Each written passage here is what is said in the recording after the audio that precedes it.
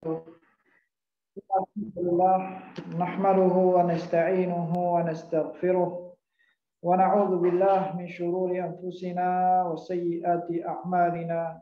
May yahdihillahu fala mudilla lahu wa may yudlil fala hadiya lahu.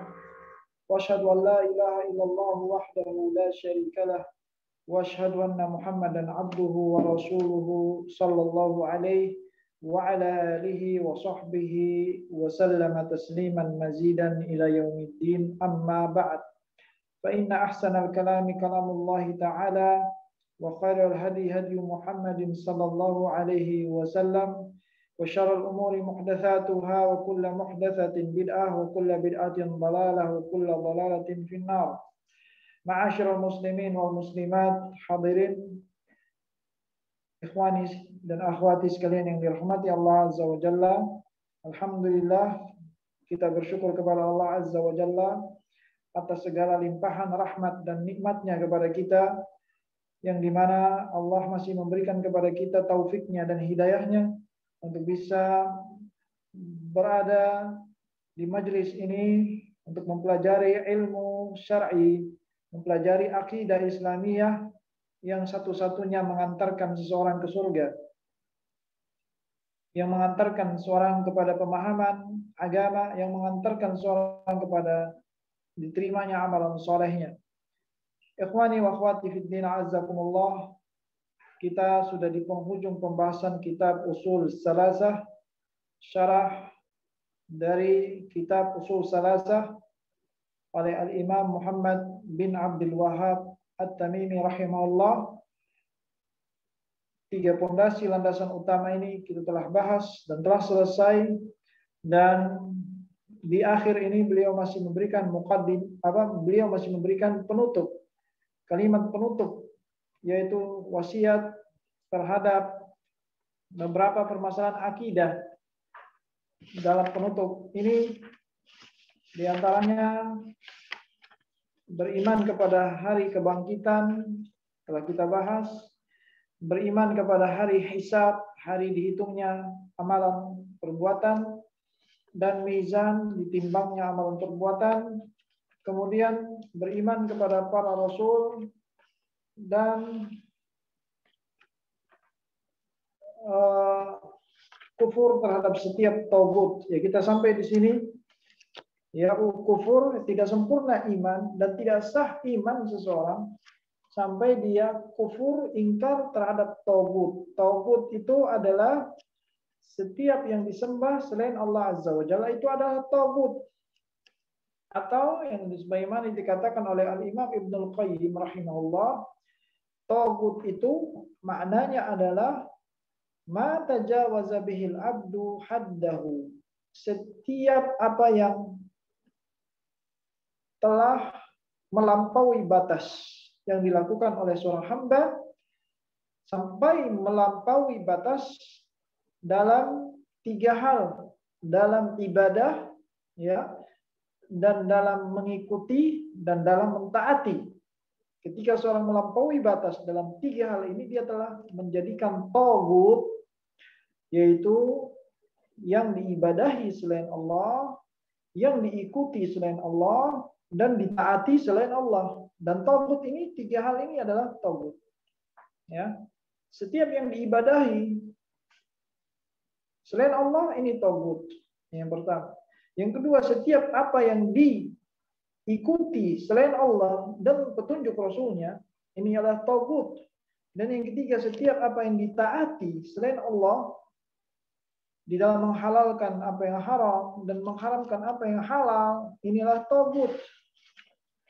Kemudian masuk ke pembahasan berikutnya adalah anwa'ut tawaghit, jenis-jenis tagut. Jenis-jenis tagut. Berkata Imam Muhammad At-Tamimi rahimahullah, at-tawaghit katsirun. Para tagut itu banyak. Tagut atau para tagut itu banyak. Wa ru'usuhum khamsah. Dan ketua tagut ada 5. Ya. Ada 5 ketua tagut itu. Nah, ini kita akan bahas satu persatu. Insya Allah, ketua Togut yang pertama itu adalah iblis. La'anahullah. Ya, iblis la'anahullah, semoga laknat Allah kepadanya. Ini yang pertama. Para ulama menjelaskan tentang yang pertama ini bahwa iblis merupakan pembesar pertama Togut, ya. Kenapa? Apa itu maksud dari iblis? Iblis itu artinya secara bahasa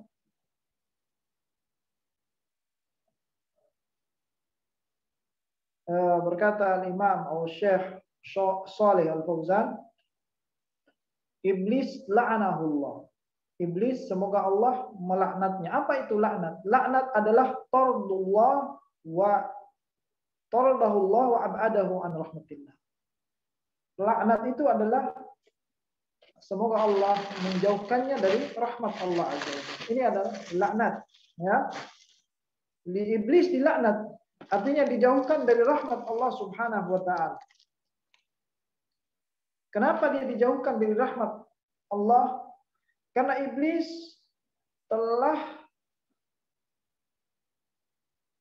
menolak untuk sujud kepada Adam, menolak perintah Allah yang dimana Allah perintahkan dia iblis untuk sujud kepada Adam, kepada Nabi Adam.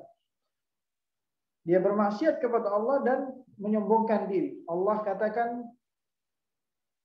tentang iblis yang menolak untuk sujud kepada Adam, dia katakan ana khairun min. Bagaimana ana sujud kepadanya? Padahal saya lebih baik dari Adam, kata iblis. Khalaqatani min narin wa khalaqatahu min tin. Engkau ciptakan aku dari api, sedangkan engkau ciptakan Adam dari tanah. Ini alasan iblis menolak sujud kepada Nabi Adam. Maka dia kenapa? Dia dilaknat karena dia sombong. Karena dia sombong, Allah melaknatnya. Sombong dalam menjalani perintah Allah Azza wa Jalla.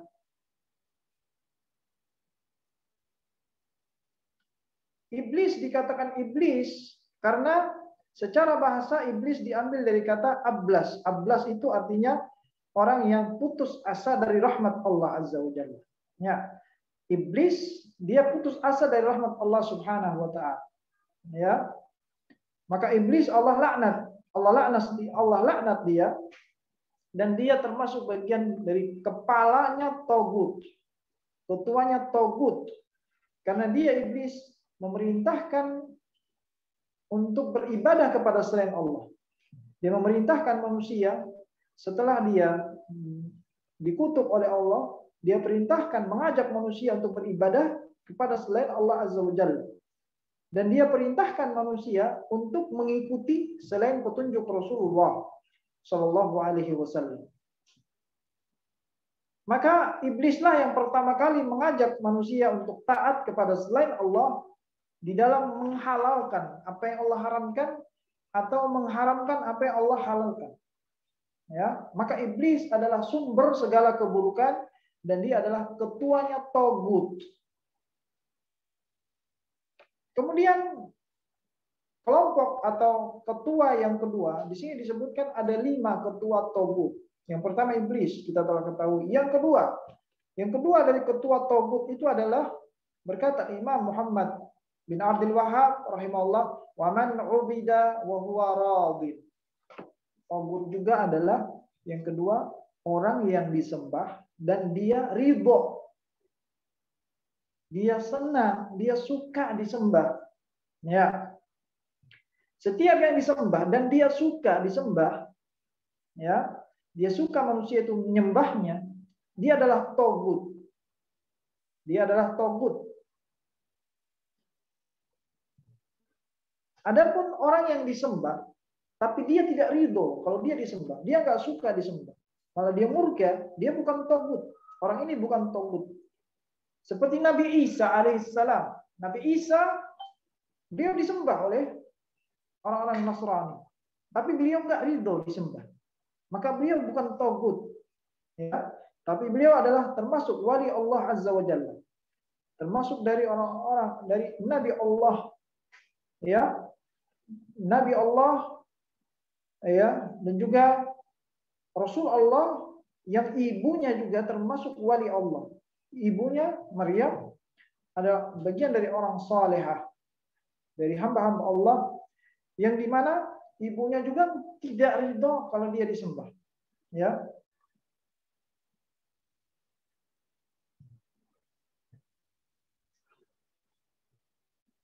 Tapi kalau orang yang ridho ketika dia disembah, dia senang, dia gembira, dipuja, disembah dan seterusnya, dia togut. Dia togut.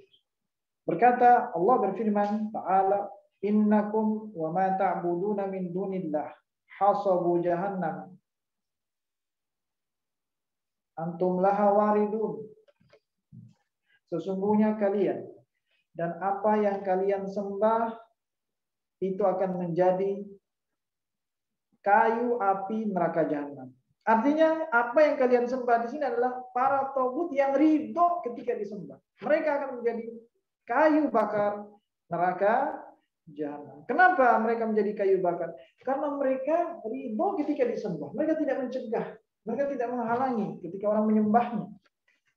Malah mereka suka disembah, mereka suka disujud, ditunduk, dan seterusnya. Orang seperti itu togut. Ya, dan mereka akan menjadi bahan bakar api neraka jahanam. Ya, kayu api. Ya.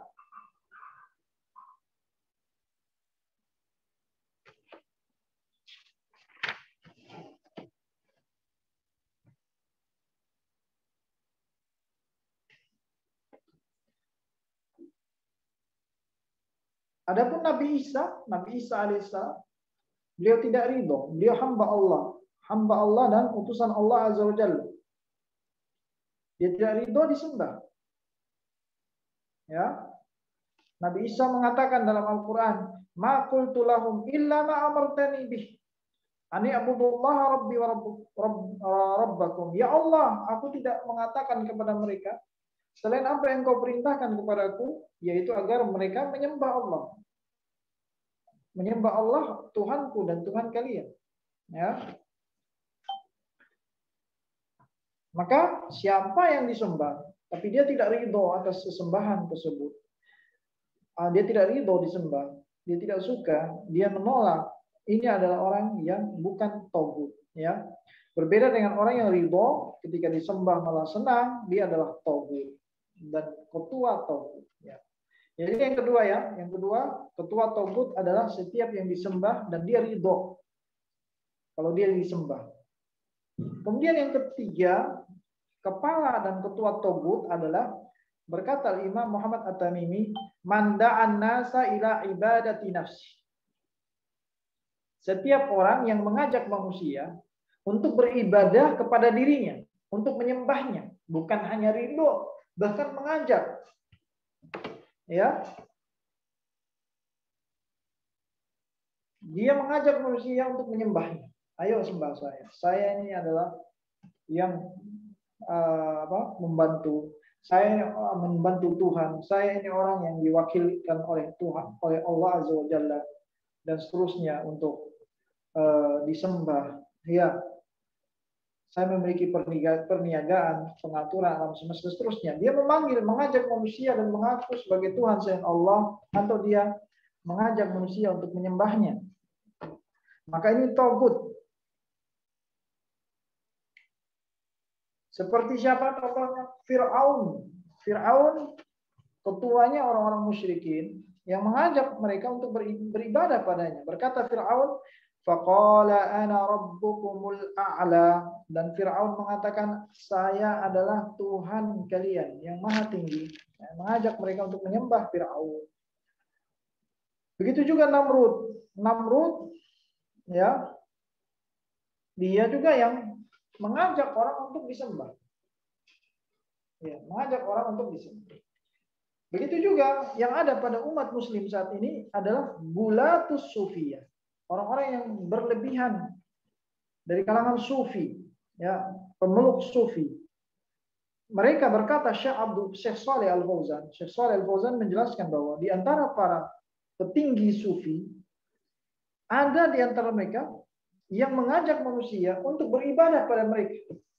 Ya, dia mewasiatkan manusia untuk beribadah kepadanya. Ya, setelah dia meninggal dunia. Ini ada nyata. Kalau saya meninggal, tolong jadikan kuburan saya bangunan. Kemudian jadikan tempat tawaf, tempat beribadah dan seterusnya. Ini togut. Ya.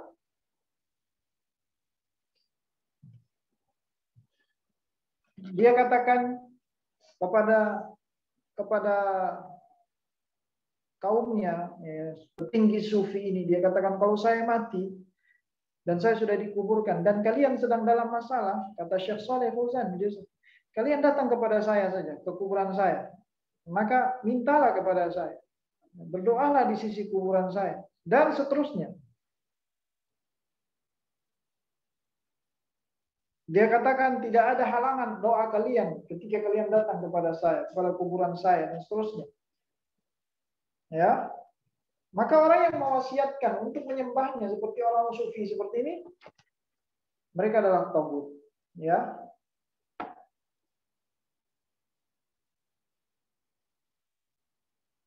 maka siapa saja yang mengajak untuk beribadah kepada dirinya, baik dia masih hidup atau dia wasiatkan agar beribadah kepadanya setelah dia meninggal, maka dia adalah tagut. Ya, dia adalah tagut. Ya, dan mereka adalah para penyeru kepada kesyirikan. Ya, penyuruh kesyirikan.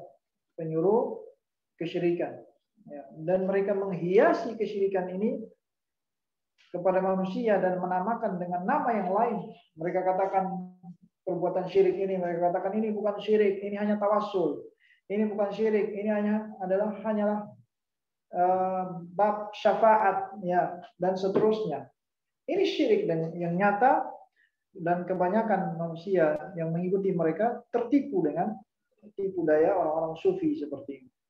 Ya, maka para togut-togut ini mereka mengajak kepada perbuatan syirik, ya, beribadah kepada diri mereka, dan mereka mengatakan ya, ibadah itu bukan dengan nama ibadah, tapi mereka menggantinya dengan nama yang lain agar menghiasi perkataan ini kepada manusia sehingga manusia menyangka ini bukan syirikan.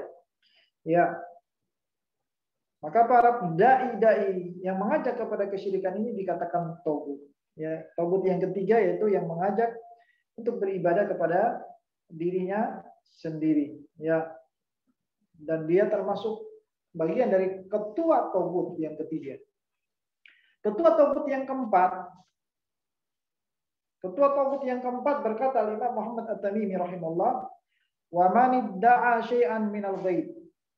Siapa saja yang mengaku mengetahui ilmu gaib. Siapa saja yang mengaku mengetahui ilmu gaib, maka dia togut. Ya. Seperti dia mengaku mengetahui perkara yang akan terjadi. Atau mengaku perkara yang sedang terjadi di tempat lain tanpa ada informasi. Mengaku ilmu gaib. Seperti yang kita lihat saat ini orang-orang meramal hari kiamat dan seterusnya. Ya, mengaku hal-hal yang terjadi. Mereka itu togut. Ya. Dan kebanyakan mereka itu dari kalangan tukang sihir, para peramal, ya, dukun, ya, dan lainnya. Ya, para ahli perbintangan, ahli peramal, ya, mereka ahli zodiak dan seterusnya. Tidak boleh kita menanyakan kepada mereka tentang hal-hal yang akan terjadi akan datang, karena ini semua ada pada rahasia Allah. Tidak boleh kita mempercayai hal itu. Tidak boleh kita mencari zodiak, yang mencari nasib kita di zodiak. Ya. Ini tidak boleh. Ini haram, bahkan syirik, termasuk perbuatan syirik kepada Allah Azza wa Jalla. Ya. Maka orang-orang yang mengaku ilmu gaib ini mereka katakan akan ada pada hari besok atau lusa, ya, akan terjadi seperti ini. Atau dia katakan kepada orang ini, Dengan dia melihat di tangannya, di telapak tangan, garis-garis yang ada di telapak tangannya, kemudian dia meramalnya dan mengatakan, engkau ini ciri-ciri orang yang bahagia, ya ke depannya. Atau engkau ciri-cirinya orang yang banyak memiliki kesusahan, orang yang susah, orang yang sengsara, ya. Engkau akan menghadapi berbagai masalah, ya. Engkau akan menghadapi masalah dalam keluargamu dan seterusnya. Percuma. Dia katakan apa yang memang terjadi secara umum. Secara umum, kejadian masalah itu wajar, ya, dan seterusnya. Manusia itu hidup bagaikan berjalan di roda yang berputar, kadang di atas, kadang di bawah. Dan semua itu dusta dari mereka. Tidak ada yang benar. Ya. Maka percaya kepada dukun seperti kita percaya kepada realita yang ada. Ya, bahwa kehidupan seperti itu berputar. Dan bahkan kalau kita mempercayai dukun malah mendapatkan dosa syirik. Dosa syirik waliyadzubillah, Allah tidak mengampuninya. Ya. Allah sendiri yang mengatakan bahwa tidak ada yang tahu perkara yang gaib kecuali Allah. Allah katakan, "Qul la ya'lamu man fis samawati wal ardi al-ghaib illallah." Katakanlah, tidak ada yang tahu apa yang ada di langit dan di bumi dari perkara gaib kecuali Allah Azza wa Jalla. Itu dalam keadaan sekarang Allah katakan, apalagi ya yang nanti yang akan datang. Ya. Allah katakan alimul ghaibi pada yuzhiru ala ghaibihi ahada. Allah yang mengetahui perkara gaib. Maka Allah tidak akan tampakkan perkara gaib pada seorang pun. Allah tidak akan tampakkan hal itu kepada seorang pun illa manir tada mir rasul, kecuali orang-orang yang Allah ridhoi dari kalangan rasulnya, dari kalangan utusannya. Allah bisa menampakkannya kepada rasul, ya, mengabarkannya tentang hal yang gaib, tentang tanda-tanda kiamat dan seterusnya. Allah tampakkan hal itu kepada para utusan Allah Azza wa Jalla sebagai tanda dan bukti kebenaran rasul. Adapun selain rasul tidak bisa mengetahui perkara gaib, ya, karena gaib itu mutlak hanya Allah yang tahu, ya. Kemudian Allah juga mengatakan wa indahu mafatihul ghaibi la ya'lamuha illahu. Allah di sisinya ada kunci-kunci ilmu gaib dan tidak ada yang mengetahui hal itu kecuali Allah Azza wa Jalla. Wa ya'lamu ma fil barri wal bahr, dan Allah Maha mengetahui apa yang ada di laut dan daratan. Wa ma tasqutu min waraqatin illa ya'lamuha, dan tidak ada sebatang atau sehelai daun pun yang jatuh pada kegelapan kecuali Allah tahu daun itu sedang jatuh dalam kegelapan. Wala habbatin fi dhulumatil ardi, dan tidak ada biji-bijian yang jatuh pada kegelapan malam di bumi, di tanah. Wala ratbin, tidak juga ada yang basah yang jatuh ke atas tanah. Wala yabisin, tidak ada yang kering yang jatuh. Illa fi kitabin mubin, melainkan itu semua tercatat dalam Alkitab, yaitu kitab Lauhul Mahfuz, catatan takdir yang nyata. Maka la ya'lamu illahu, tidak ada yang tahu perkara gaib kecuali Allah. Hari kiamat nggak ada yang bisa tahu. Ya, dia akan terjadi pada tanggal berapa dan seterusnya, tidak ada yang tahu. Ya, ajal tidak ada yang tahu kecuali Allah Azza wa Jalla, ya.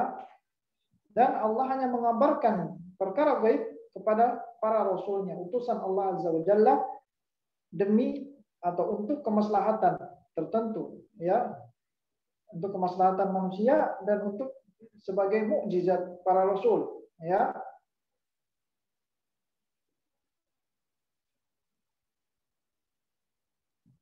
Dan Rasul tidak mengetahui gaib dengan sendirinya, tapi Allah yang mengabarkannya kepada Rasulnya tentang perkara gaib ini. Maka siapapun yang mengaku mengetahui hal gaib, maka dia termasuk orang-orang yang mengaku dirinya Tuhan. Dia mengaku dirinya Tuhan atau serikatnya Allah Azza wa Jalla di dalam perkara gaib. dan dia termasuk tagut yang kafir dan musyrik. Dan ini termasuk sebesar-besarnya jenis kemurtadan. Yang kelima dan terakhir, ketuanya tagut itu adalah berkata Imam Muhammad Tamimi, man hakama bi ghairi ma anzalallah. Ketua tagut itu orang-orang yang berhukum dengan selain apa yang Allah turunkan. Ya, ini ketua tagut.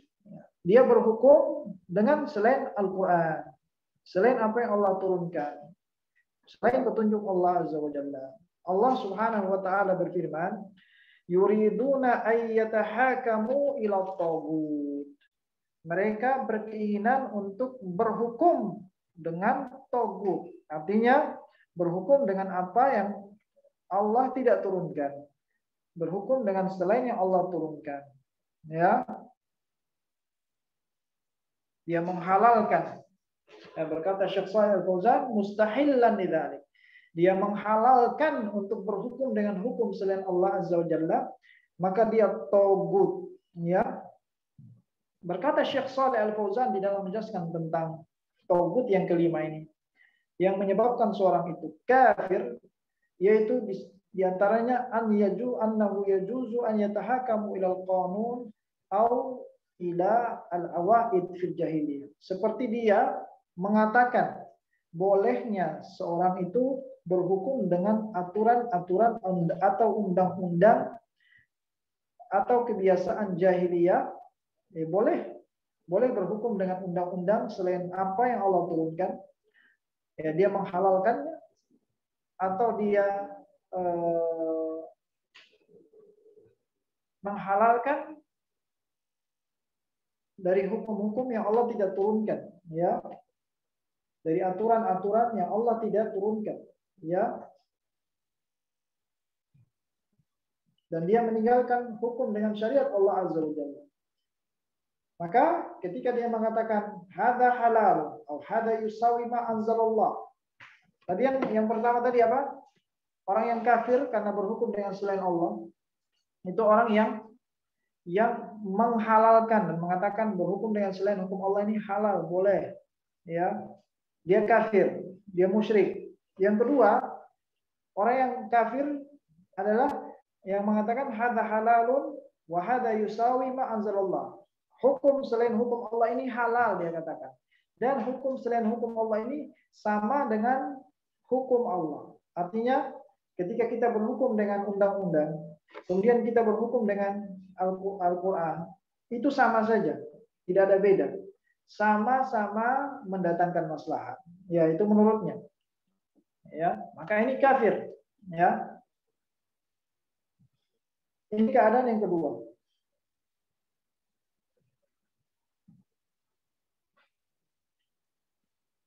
Kemudian keadaan yang ketiga, contohnya orang yang tagut, dia katakan innahu ahsan mimma anzalallah au yusawi ma anzalallah. Hukum selain Allah ini lebih baik dari hukum Allah atau sama dengan hukum Allah Azza wa Jalla. Maka ini juga tagut, ya, kafir. Atau dia katakan halal saja. Ini halal, berhukum dengan selain Allah halal. Ya. Dia tidak katakan ini sama dengan hukum Allah, tapi katakan halal berhukum dengan selain Allah. Ini kafir. Ini tagut, ya. Dan ini semua sesuai dengan nas Al-Qur'an. Allah katakan yuriduna ayyatahakamu ila tagut.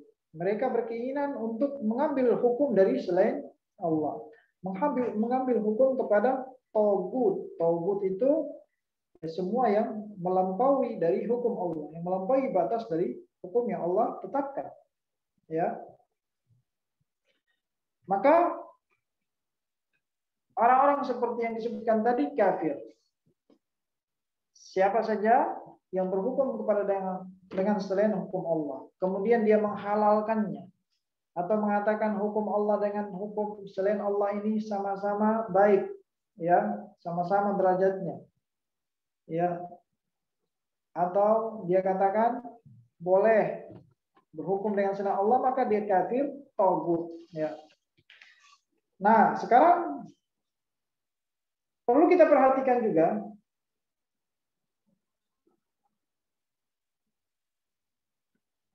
ada orang yang berhukum dengan selain Allah, tapi belum sampai kepada derajat kafir.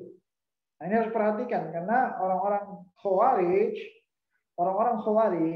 para teroris, para yang rajin bom bunuh diri itu, mereka menyamaratakan siapa saja berhukum selain Allah pasti kafir. Ya.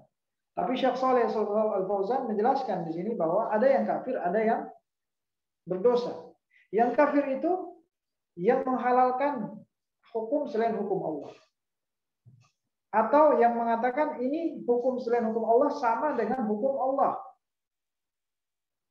atau lebih baik dari hukum Allah.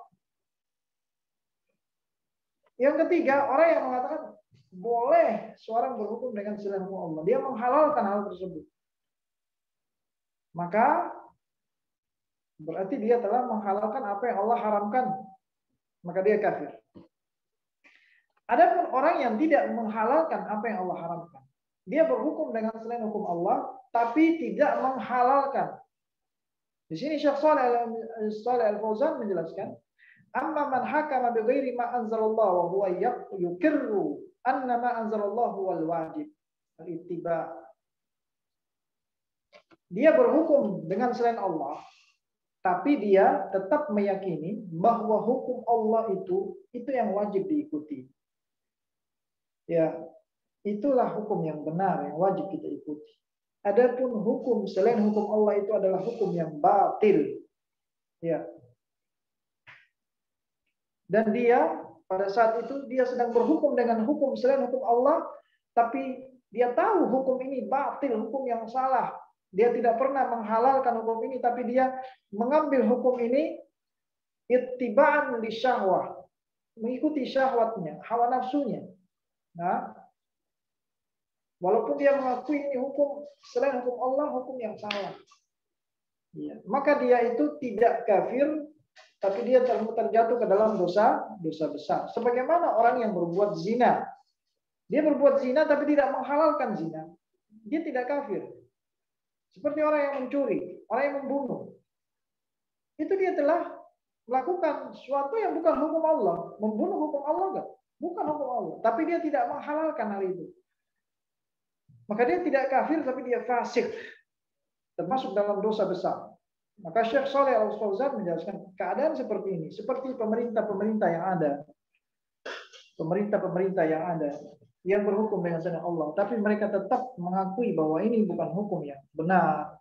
Ini adalah hukum yang salah. Ya, tetap Al-Quran adalah yang benar. Ya, yang wajib diikuti. Sunnah Rasul wajib diikuti. Tapi dia tetap berhukum selain Allah karena dia terpaksa, karena ingin mengikuti hawa nafsunya, karena ingin meraih harta duniawi. Maka orang ini termasuk ke dalam kufur asghar, ya, kufur kecil. Kufur kecil atau dalam kata lain kufrun duna kufrin. Kufur di bawah kekufuran, maksudnya kufur kecil. Ya, la yukhriju minal billah, dan tidak mengeluarkannya dari agama. Dia tidak kafir. Ya, seperti yang disangka orang-orang Khawarij, ya, semua dia anggap kafir. Orang Khawarij, semua negara Islam, ya, semua negara dianggap kafir kecuali negaranya. Karena apa? Dia pukul rata. Dia halalkan darahnya. Ya. Kenapa dia tidak kafir? Orang ini tidak kafir, tapi dia termasuk dalam dosa besar karena dia mengambil hukum selain Allah, walaupun dia mengakui apa yang dia jalankan ini salah, dia akui ini tidak benar, ya. Tapi dia ingin mengikuti hawa nafsunya. Maka ini ala khatarin azim. Orang seperti ini, berkata Syekh Shalih, walaupun dia tidak kafir, dia sedang berada dalam bahaya yang besar. Ya. Dan berkata Syekh Shalih, wa hadzal rajul, orang seperti ini, ala tariqin qad yasilu bihi ilal kufur. Dan dia berada di atas sebuah jalan yang bisa mengantarnya kepada kekufuran yang besar. Ya, al-kufrul mukhrij minal millah. Kalau dia menggampang-gampangkan hal ini, bisa jadi dia kafir setelah ini. Bisa jadi dia menghalalkan hal itu. Ya. Kemudian Syekh Shalih Al-Fauzan hafizahullah menjelaskan keadaan yang ketiga. Tadi keadaan yang pertama apa? Orang yang kafir ketika dia berhukum dengan selain hukum Allah. Bagaimana keadaannya ketika dia menghalalkan selain hukum Allah atau menganggap selain hukum Allah itu sama dengan hukum Allah atau dia mengatakan bolehnya berhukum dengan selain hukum Allah. Ini kafir. Yang kedua, keadaan kedua, orang yang berhukum dengan selain hukum Allah tapi dia tetap mengakui hukum yang ini salah. Dia mengatakan Al-Quran dan Sunnah itu yang lebih benar. Itu yang benar. Itu yang wajib diikuti. Yang saya lakukan, yang saya ikuti ini salah. Tapi dia tetap mengikuti hukum selain Allah. Maka dia melakukan kekufuran, kufur kecil. Dosa besar yang tidak mengeluarkannya dari Islam. Tapi dia dalam bahaya. Dan bisa mengantarkan kepada kekufuran yang besar. Kalau dia menggampang-gampangkan hal itu. Keadaan yang ketiga sekarang. Keadaan yang ketiga. Amma man hakama bi ghairillah bi ghairi ma anzalallah ghairi ta'ammud. Keadaan ketiga, kalau orang ini dia berhukum dengan selain hukum Allah. Dia berhukum dengan selain hukum Allah. An ghairi ta'ammudin, tapi tidak sengaja. Paham? Ada yang sengaja dan ada yang tidak sengaja. Yang sengaja tadi dalam keadaan satu yang kedua. Keadaan satu dan kedua. Tapi dia yang ketiga ini, orang ketiga berhukum dengan selain Allah tapi dia tidak sengaja. Dia tidak tahu ini salah, tidak sengaja. Bal an ijtihad, tapi keluar dari ijtihadnya. Dari ijtihadnya. Seperti para ulama yang berfatwa misalnya. Maka keluar dari ijtihadnya. Terkadang ijtihadnya keluar dari hukum Allah. Maka hal ini berkata Syekh Shalih Al-Fauzan, huwa min ahli ijtihad min al-fuqaha. Orang seperti ini dari kalangan ahli ijtihad, dari kalangan para fuqaha, para ulama. Dia berijtihad, walakin lam yusib hukum Allah. Tapi dia tidak kena kepada hukum Allah. Dia salah dan tidak kena kepada hukum Allah. Atau dia salah di dalam ijtihadnya. Maka orang seperti ini berkata Syekh Shalih Al-Fauzan, maghfur. Orang seperti ini diampuni. Diampuni kesalahannya oleh Allah Azza wa Jalla. Berkata Rasulullah SAW dalam hadis yang sahih, "Idza hakamal hakim fajtahada fi ijtihadihi fajtahada thumma asaba falahu ajran." Apabila seorang hakim berhukum, kemudian dia berijtihad, bersungguh-sungguh serius mencari kebenaran, kemudian dia benar dalam ijtihadnya, falahu ajran, maka dia mendapatkan 2 pahala. Wa idza hakama, namun apabila dia berhukum, fajtahada, kemudian dia berijtihad, tsumma akhta'a, kemudian dia salah dalam ijtihadnya, falahu ajrun, maka baginya satu pahala. Dia juga mendapatkan pahala tapi satu pahala. Kenapa? Alasannya lam ya'tamidal khata'. Dia tidak sengaja terjatuh ke dalam kesalahan. Karena apa? Yuridul haq. Secara asalnya dia menginginkan kebenaran, mencari kebenaran. Ya. Wa yuridu muwafaqata hukmillah azza wa jalla. Dan dia inginkan apa yang dia sampaikan itu sesuai dengan hukum Allah azza wa jalla. Walakin lam yuwaffaq lahu, tapi dia tidak mendapatkan tidak perkataannya tidak benar atau salah. Fahada yu'tabaru ma'dzuran wa ma'juran. Orang yang seperti ini dianggap orang yang mendapatkan uzur ya, dari kalangan para fuqaha, para ulama mujtahid yang salah. Mereka memiliki uzur dan mereka ma'jur, mendapatkan pahala di sisi Allah Azza wa Jalla atas ijtihadnya. Berkata Syekh Shalih Al-Fauzan, walakin la yajuzu ittiba'uhu 'alal khata'. Tapi tidak boleh kita mengikutinya ketika kita tahu dia salah. Ketika kita mendapati kesalahannya. La yajuzu an nattabi'ahu 'alal khata'. Ketika ada yang salah dari ijtihadnya para ulama dan kita mendapati kesalahan ini dari ulama yang lain yang menjelaskan kesalahannya, maka tidak boleh kita mengikuti kesalahannya. Ya. Ketika kita menemukan ada pendapat yang lebih benar Wa min hadza ijtihadatil fuqaha allati akhtau fiha. Dan di antara ijtihad para fuqaha yang mereka terjatuh ke dalam kesalahan di dalamnya, au ijtihadatul qudat, atau ijtihadnya para qadhi, para hakim, ya, fil mahakim, ketika mereka berhukum dalam suatu hukum, ya, dan mereka berijtihad di dalamnya. Wa badalu wus'ahum fi talabil wusul ila haq, dan mereka sudah berusaha memang ingin mencari kebenaran, walakin lam yuwaffaqu fa akhtau fa tapi mereka tidak sampai pada kebenaran tersebut, fa khata'uhum maghfur, kesalahan mereka diampuni oleh Allah Azza wa Jalla. Maka ini jelas ya, bahwa orang yang terakhir ini yang berhukum dengan selain Allah atas dasar ijtihadnya.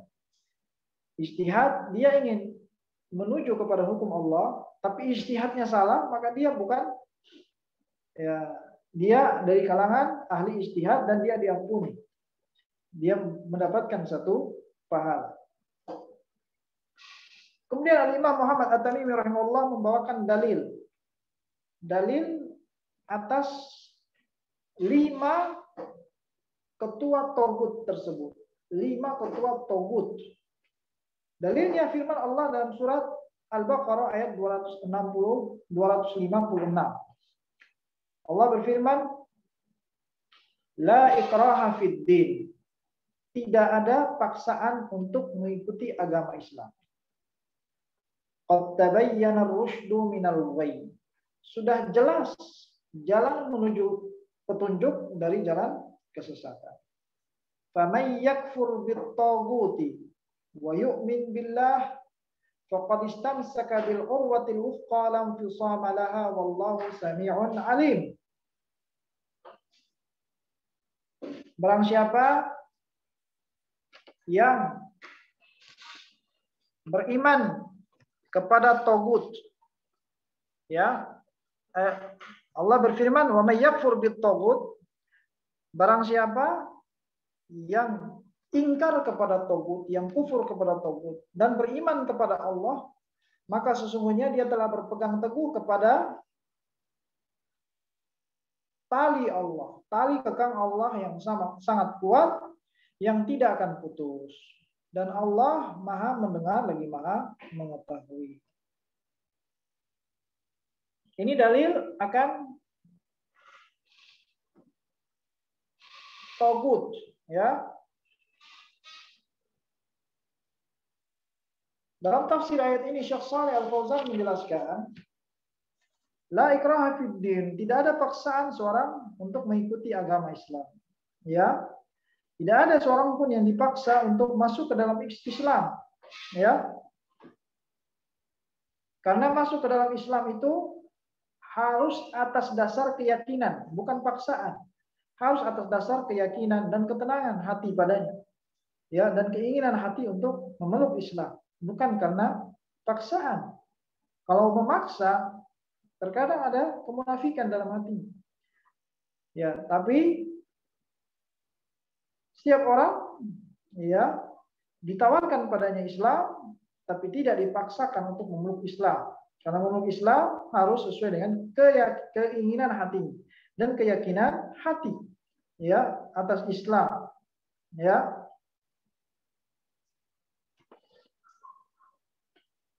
Tapi kita tetap berdakwah mengajak manusia kepada Islam. Dan tetap, berkata Syekh Shalih Al-Fauzan, tetap menyeru manusia untuk memeluk Islam, dan tetap adanya jihad di jalan Allah Azza wa Jalla bagi orang yang kafir kepada Allah Azza wa Jalla, bagi orang yang tidak mau menerima Islam. Ya, semua ini demi tersebarnya agama Islam di muka bumi ini, untuk penyebaran agama Islam di muka bumi ini, ya.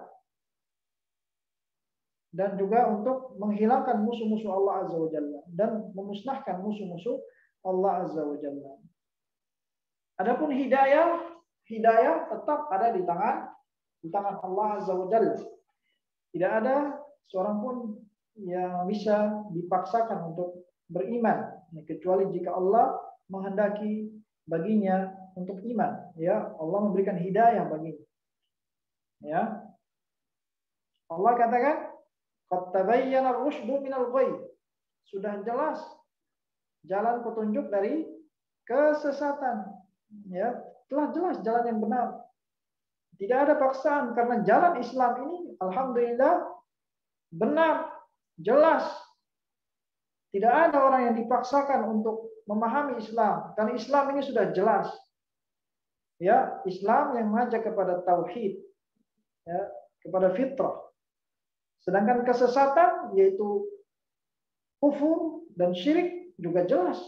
Ini adalah kebatilan. Setiap fitrah mengakui hal itu. Maka sudah jelas jalan petunjuk dari kesesatan, ya.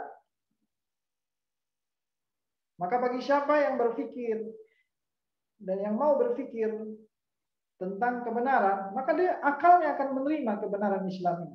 Karena Islam mengajak kepada hak, kepada beribadah kepada Allah Azza wa Jalla semata, Tuhan yang satu, ya, dan mengajaknya kepada pemikiran yang selamat, ya, dari mengikuti hawa nafsunya, ya, dari mengikuti kekufuran. Nah, ini diantara salah satu tafsir dari para ulama tentang yakni la ikraha fid din. Kemudian sebagian ulama menafsirkan mengatakan hadil ayat ini turun fi ahli kitab. Turun kepada ahli kitab, ya, orang-orang Yahudi dan Nasrani. Dan orang-orang ahli kitab ini dijelaskan dalam ayat ini mereka tidak dipaksakan untuk masuk Islam. Bahkan kalau mereka ingin tetap di atas agama mereka, ya, mereka tetap memeluk agama Yahudi atau agama Nasrani, mereka tidak dipaksakan untuk meninggalkan. Tapi mereka diwajibkan untuk membayar jizyah. Mereka diwajibkan untuk membayar jizyah, tebusan atas penolakan mereka untuk masuk Islam. Kepada orang-orang Muslim membayar jizyah. Nah, jizyah ini ada seperti tebusan. Jika mereka menolak Islam, mereka membayar jizyah. Ya, tujuannya agar membuat hati mereka itu sempit untuk kembali memeluk Islam. Ya.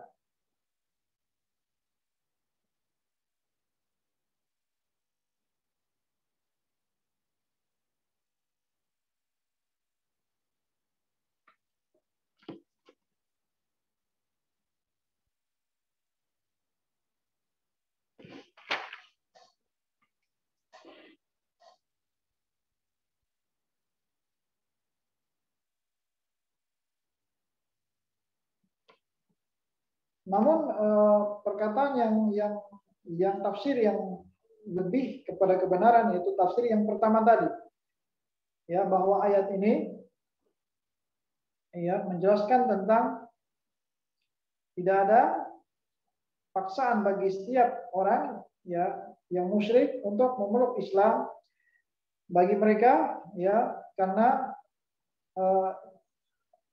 masuknya Islam seseorang itu harus sesuai dengan kerelaan hatinya dan membenarkan apa yang ada pada Islam, bukan karena paksaan. Ya. Namun kalau mereka menolak, maka mereka tetap diperintahkan untuk membayar jizyah. Ya. Kemudian Allah katakan, "Faman yakfur bit-taghuti wa yu'min billah." Siapa saja yang ingkar kepada tagut. Tagut di sini adalah semua yang melampaui batas dalam ibadah. Sehingga dia beribadah kepada selain Allah. Atau mengajak orang lain beribadah pada dirinya. Atau ridho orang lain beribadah kepada dirinya. Atau dia melampaui batas dalam ittiba, dalam mengikuti. Seperti dia mengikuti orang lain dan meninggalkan hidayah Allah dan Rasul-Nya. Meninggalkan hidayah Rasul dan menolak dan lebih mengikuti hidayah selain hidayah Allah. Atau dalam ketaatan dia mentaati orang lain dalam menghalalkan apa yang diharamkan Allah. atau mengharamkan apa yang dihalalkan Allah. Maka ini adalah tagut, ya, dari 3 penjelasan tagut tadi. Ya, Allah mendahulukan barang siapa yang ingkar kepada tagut dan beriman kepada Allah. Kenapa Allah mendahulukan barang siapa yang ingkar kepada tagut daripada iman kepada Allah? Menunjukkan bahwa tidak akan bermanfaat iman seseorang, ya, iman seorang kepada Allah tidak akan bermanfaat sampai dia mengingkari tagut, sampai dia meninggalkan para tagut, meninggalkan syaitan, meninggalkan para tagut yang mengajak untuk menyembah dirinya atau menyembah selain Allah Azza wa Jalla, dan mengajak untuk menghalalkan apa yang Allah haramkan atau mengharamkan apa yang Allah halalkan. Maka harus dia tinggalkan tagut, meninggalkan syirik kepada Allah Azza wa Jalla. Baru imannya benar. Ya. Maka Syekh Saleh memberikan permisalan. Man qala innahu mu'min wa yusalli wa yasum wa yuzakki wa yahuj wa yaf'alu ta'at lakinnahu la yatabarra' min asy-syirk wal musyrikin wa yaqul la dakhala li fihim hadha la yu'tabar musliman li'annahum lam yakfur bit-taghut. Barang siapa yang mengatakan saya beriman, kemudian dia sholat, dia puasa, dia membayar zakat, dia berhaji, dia melakukan ketaatan, tapi dia tidak berlepas diri dari tagut atau dia tidak berlepas diri dari syirik, ya. Tapi dia tidak berlepas diri dari syirik dan tidak berlepas diri dari orang-orang kafir, orang-orang musyrik, tidak menjauh dari mereka. Tapi dia mengatakan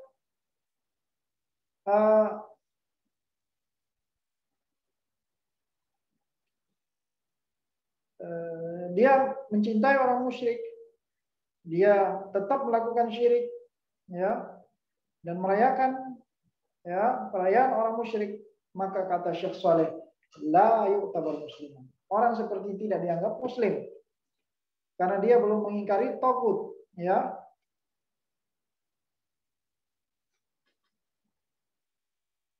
Maka wajib kita mengingkari tagut, ya, dan menolak tagut. Setiap sesembahan selain Allah kita tolak. Setiap tagut kita menolaknya dan meyakini kebatilannya dan menjauhi darinya. Baru iman kita iman yang benar, ya.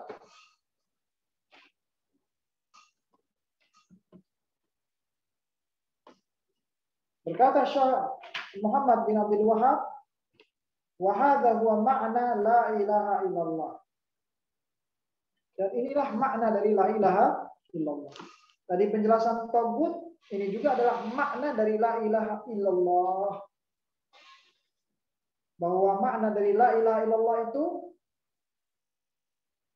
adalah mengingkari tagut dan beriman hanya kepada Allah. La ilaha, tidak ada ilah. Artinya tidak ada tagut yang harus kita ikuti. Tidak ada yang perlu kita sembah dan kita ikuti, yang kita taati, illallah, kecuali Allah. Ya, ini makna dari yang sebelumnya. Inilah maksud beliau, ada makna la ilaha illallah, inilah makna dari kalimat la ilaha illallah. Tafsir tagut tadi. Ya. Dan inilah Islam. Ya. Dan di dalam hadis berkata Imam Muhammad bin Abdul Wahhab, wa fil hadis, dan di dalam hadis Rasul amri al-Islam. Kepala dari seluruh urusan adalah Islam. Rasul amr, yakni kepala dari seluruh urusan adalah Islam, atau inti dari seluruh urusan adalah Islam. Wa amuduhu shalah, dan tiangnya adalah salat. Wa dzirwatu sanamihi al jihadu fi sabilillah. Ya, ini yang setelahnya. Yang setelahnya berkata Imam Muhammad bin Abdul Wahhab, Ra'sul Amr al-Islam. Ya. Pokok atau inti dari agama adalah Islam. Wa amudu shalah, dan tiangnya adalah salat. Wa dhirwatu sanamihi al-jihad, sedangkan ujung tulang punggungnya adalah jihad di jalan Allah Azza wa Jalla. Ya. Maksud dari ini adalah hadis Rasulullah SAW, diriwayatkan Imam Tirmizi, yang artinya bahwa Islam itu adalah inti perkara, karena Islam adalah tauhid dan meninggalkan syirik. Nah, mentauhidkan Allah dan meninggalkan syirik, itu Islam.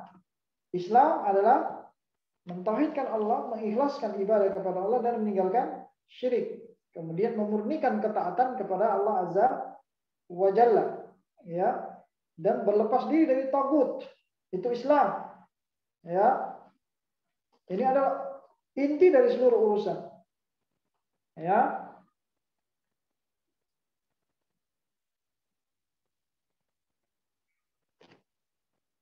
wa amuduhu shalah, sedangkan tiangnya adalah salat.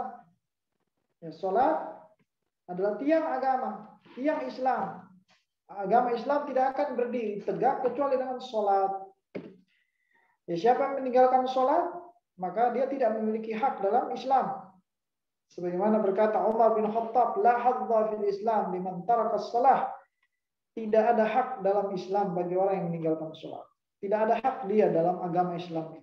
Ya, maksudnya dia bukan bagian dari Islam jika dia meninggalkan salat.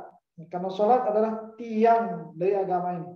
Ya, berkata Syekh Shalih Al-Fauzan, qala ulama, para ulama mengatakan, man taraka shalah, inna man taraka shalat takasulan fa innahu yakfur 'ala sahih walau kana ya'tarifu wujubaha atau biwujubiha. Barang siapa yang meninggalkan salat dan dia mengetahui salat ini wajib, dia mengakui salat ini wajib, tapi dia meninggalkannya karena malas, maka menurut pendapat yang benar orang ini kafir. Dia keluar dari Islam. Ya. Dia telah kafir, berkata Syekh Shalih Al-Fauzan, keluar dari Islam. Ya, walaupun dia mengakui salat ini wajib, dia tetap kafir, keluar dari Islam. Ya. Oleh karena itu para ulama menjelaskan orang yang meninggalkan salat ini kafir, walaupun dia meninggalkan dengan sengaja dan mengakui hukum sholat itu wajib, ya. Apalagi orang yang mengingkari hukumnya, ya. Kemudian berkata dalam hadis yang disebutkan wadhirwatu sanamihil jihad, dan ujung tulang punggungnya adalah jihad, ujung tulang punggung jihad, ya. Itu adalah ujung tulang punggung Islam adalah jihad. Maksudnya jihad ini adalah bukti kekuatan Islam. Ya. Ini adalah bukti kekuatan Islam. Ya. Kalau jihad itu ada di jalan Allah, maka Islam akan menguat. Islam akan semakin kuat karena Islam itu kuat dan tegak dengan dua perkara. Yang pertama dengan ilmu agama dan hujjah, yang kedua dengan jihad fisabilillah. Maka di sini Nabi SAW menjadikan tiga perkara, ya, merupakan perkara yang paling inti dalam Islam. Ya. Yang pertama ra's, kepala. Kepala Islam adalah salat, adalah perkara Islam atau inti dari segala urusan adalah Islam. Yang kedua, maksudnya Islam di sini syahadatan, dua kalimat syahadat. Yang kedua, tiangnya dari Islam adalah salat. Dan yang ketiga, tulang punggungnya adalah jihad. Ya, maka dengan tiga ini sempurnalah Islam seseorang. Ya. Tapi ingat, semua yang kedua dan ketiga tidak akan tegak tanpa yang pertama, tanpa tauhid. Maka tauhid tetap adalah inti dari segala urusan. Maka wajib bagi kita membenarkan tauhid kita, menguatkan tauhid kita, dan meninggalkan syirik. Ya.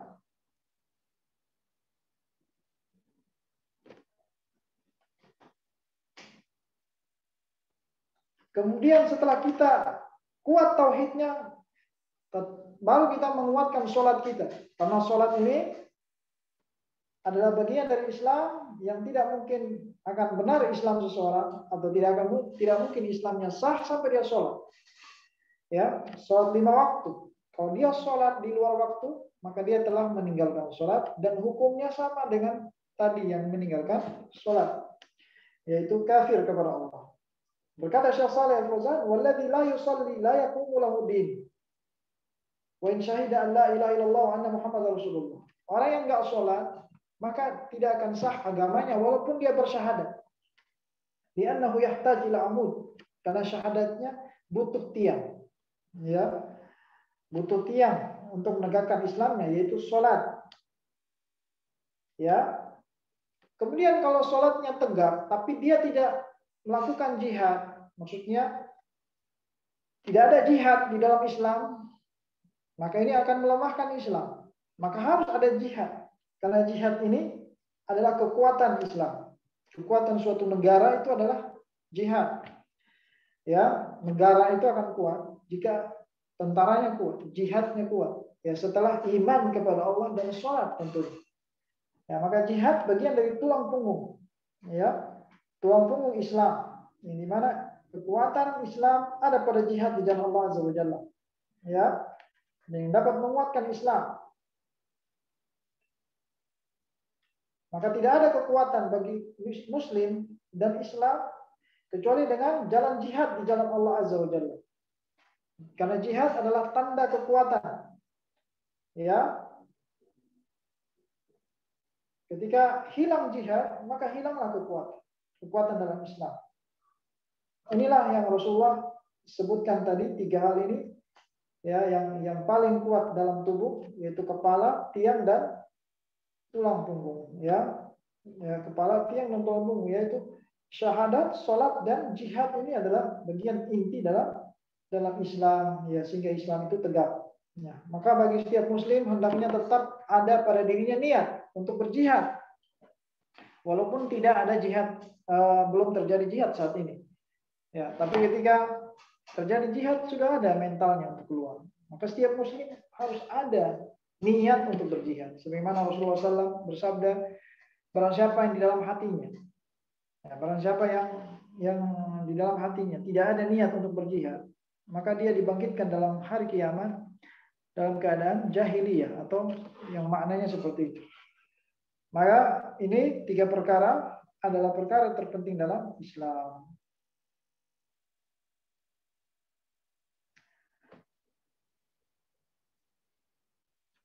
Harus, ya, tegaknya tauhid, kemudian tegaknya sholat, kemudian tegaknya jihad. Tapi kalau jihad tidak ada, maka akan lemah Islam.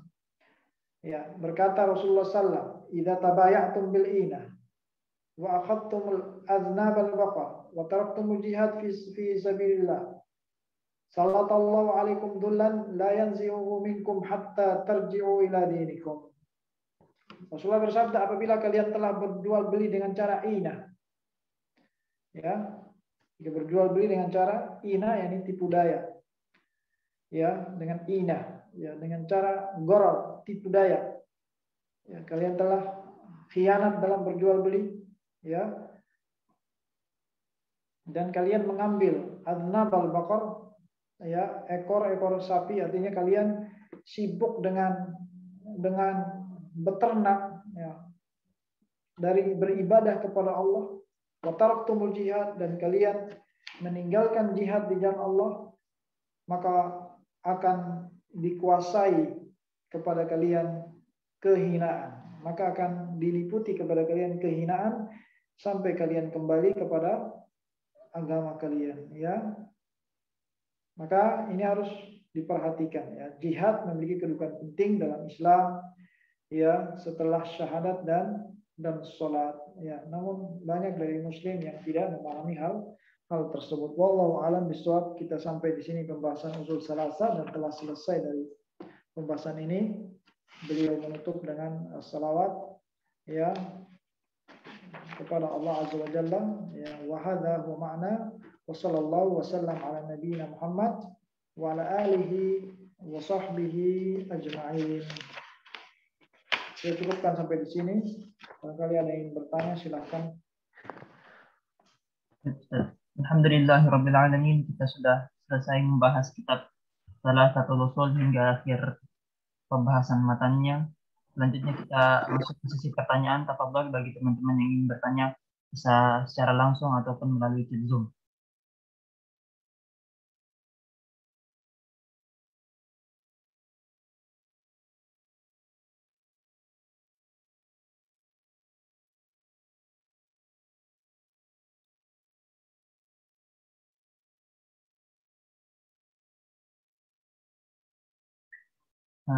Ustaz, ada pertanyaan. Assalamualaikum warahmatullahi wabarakatuh. Bagaimana cara meyakinkan orang-orang bahwa Indonesia dan Arab Saudi itu merupakan negara Islam? Karena yang kita tahu mungkin di organisasi, salah satu organisasi yang sudah dilarang di negara kita, menganggap hal itu. Jadi tidak ada negara Islam saat ini, bahkan Arab Saudi dan Indonesia bukan negara Islam, Ustaz. Itu yang pertama. Terus yang pertanyaan kedua, bagaimana jika seseorang membuat hukum, berarti itu hukum manusia, tapi hukum tersebut bersesuaian dengan hukum Allah. Apakah hukum yang dihasilkan itu bisa disebut hukum Allah, Ustaz? Demikian. Pertanyaan pertama tentang bagaimana mengatasi orang-orang yang mengatakan bahwa tidak ada negara Islam di dunia ini, ya, kecuali ya satu, misalnya negara seperti di Irak, ya, sebagaimana disangka oleh Taliban dan lainnya. Maka kita katakan kepada mereka bahwa negara Islam, ya, yang kalian artikan itu salah, ya, bukanlah negara yang Islam yang dimaksudkan oleh Allah dan Rasulnya. Karena negara Islam yang dimaksudkan oleh Allah dan Rasulnya, ya, berbeda dengan apa yang kalian katakan. Negara Islam itu, kapan negara itu dikatakan Islam dan kapan negara itu dikatakan kafir? Sebagian ulama mengatakan negara Islam adalah setiap negara yang di negara tersebut terdapat mayoritas penduduknya adalah umat Muslim. Ya. Ketika terdapat mayoritas penduduknya umat Muslim daripada umat-umat kafir, maka ini adalah negara Islam. Atau negara yang di tempat tersebut, ya, dikuasai oleh umat-umat Muslimin, sehingga di tempat tersebut banyak dikumandangkan azan, tempat terdapat sholat, ya, orang-orang membangun masjid dan seterusnya. Bi'ahnya di sana, ya, banyak dari kaum muslimin. Maka itu adalah negara Islam. Bukan seperti yang diartikan oleh sebagian orang bahwa negara Islam itu adalah negara yang di situ pemimpinnya berhukum dengan hukum Allah. Maka ini tidak, ya, ini bukan arti yang sebenarnya, ya, dan arti tersebut tidak mendapatkan dalil dari Al-Quran dan Sunnah. Ya, di dalam hadis Rasulullah SAW telah menjelaskan, ya, ketika ada pemimpin yang memimpin kepada kalian dan dia dari pemimpin yang hamba sahaya, dari kalangan hamba sahaya dari Ethiopia, maka wajib ditaati walaupun dia memukul punggungmu dan mengambil hartamu atau dia menzalimi kamu. Ya, kezaliman tersebut hukum Allah bukan. Menunjukkan bahwa kita tetap mentaati pemimpin tersebut walaupun dia zalim dan berhukum dengan selain hukum Allah. Selama dia tidak mengajak kepada perbuatan yang mungkar, ya. Perintah atau taat itu pada hal yang ma'ruf, Adapun ketika dia memerintahkan kepada yang mungkar, maka tidak boleh kita mentaatinya.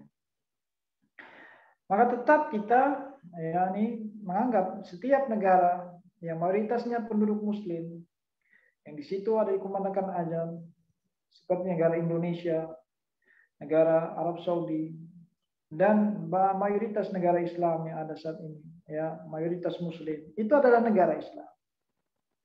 Ya, itu adalah negara Islam. Kemudian pertanyaan kedua adalah bagaimana kalau kita bagaimana menulis di sebuah tulisan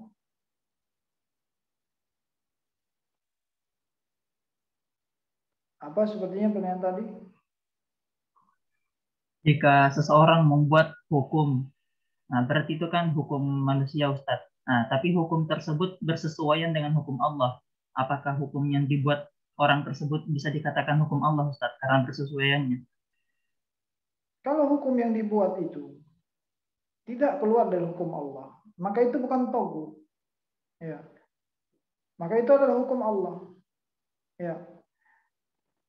Atau dia membuat sebuah ijtihad kesungguhan di dalam sebuah perkara yang mendatangkan maslahat, tapi secara zahir tidak terdapat dalam Al-Quran dan hadis, namun tidak menyelisihi yang dalam Al-Quran dan maupun dalam hadis, maka hal itu bukan termasuk togut. Seperti apa adanya sekarang lampu lalu lintas, lampu lalu lintas.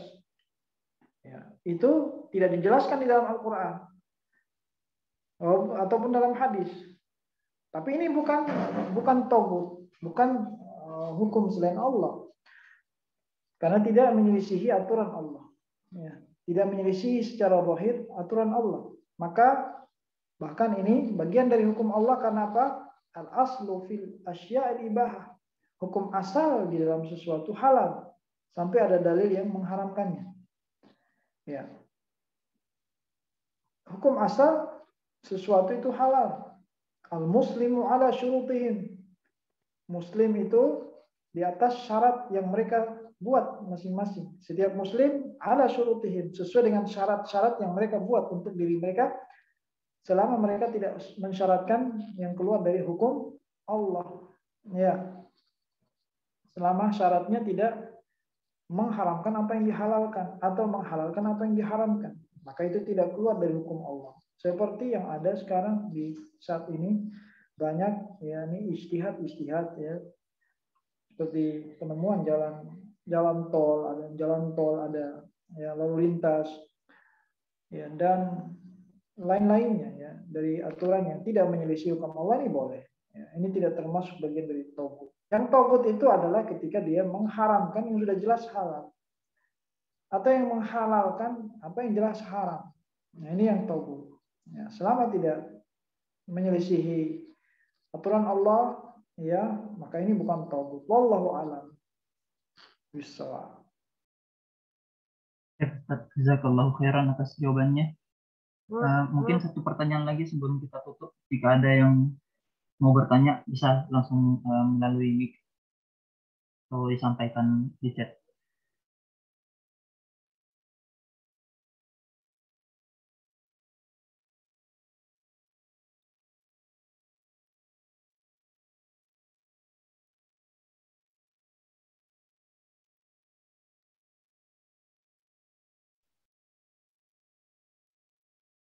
Akhi Fahri mungkin mau bertanya.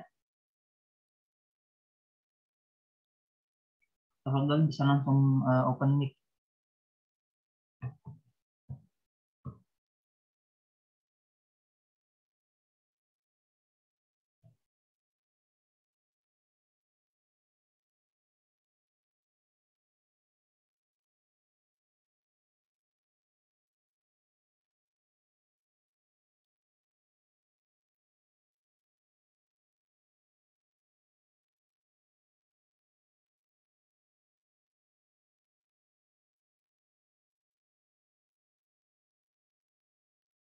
Baik, jika tidak ada pertanyaan, mungkin kita tutup kajian pada malam hari ini. Sebelum kita tutup, Ustaz, apakah ada nasihat penutup?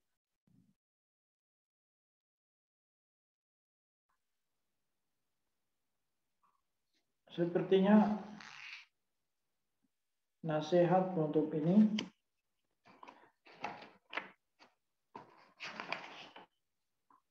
tadi sepertinya sudah jelas, sudah cukup. Wallahu a'lam bishawab.